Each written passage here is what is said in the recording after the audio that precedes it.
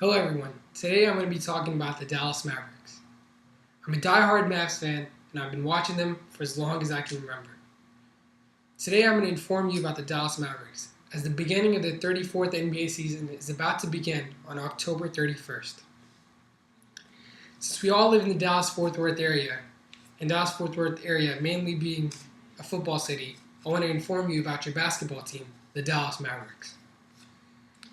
Today I'm mainly going to be talking about the history of the Dallas Mavericks. The three main points that I'm going to touch on today are when the Mavs were founded and their beginning years, the Dirk and Cuban era, and the present team that's in place today.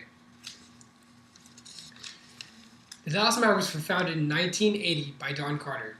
An interesting fact that I found on Sports Encyclopedia was that when the Mavs were being named, there was three choices and there was a vote between them.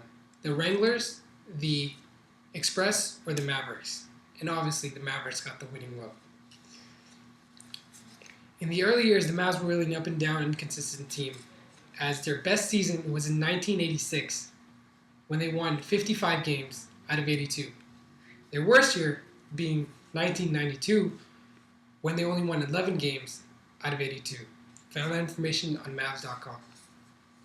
So they're really an inconsistent and up and down team. But that was all about to change when the Dirk and Mark Cuban era began in 1998. In the 1998 draft, the Dallas Mavericks selected Robert Traylor at the 6th pick. They traded that pick to the Milwaukee Bucks for the 9th pick, being Dirk Nowitzki. That year, Mavs also traded for Steve Nash from the Phoenix Suns. But things really began to change when the change of ownership happened in 2000, when Mark Cuban purchased the team for $285 million, and found that information on basketballreference.com. The nucleus of Dirk Nowitzki, Steve Nash, and Michael Finley really led the Mavs to be playoff contenders in the early 2000s. But that all ended when the Mavs team was split up in 2004. As the Mavs lost Steve Nash to free agency to the Phoenix Suns, and a year later, the Mavs waived Michael Finley. In 2006, the Mavs finally made it to the NBA Finals for the first time in franchise history. The Mavs got off to a promising start, 2-0 start, to the Miami Heat.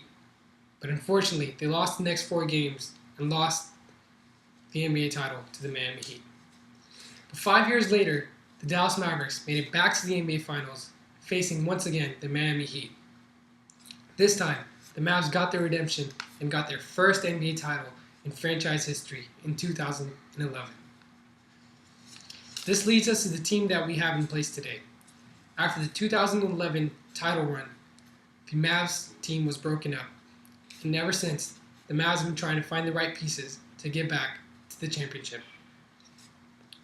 But so far, that hasn't worked out, as 2012, Dallas Mavericks went to the playoffs but lost in the first round.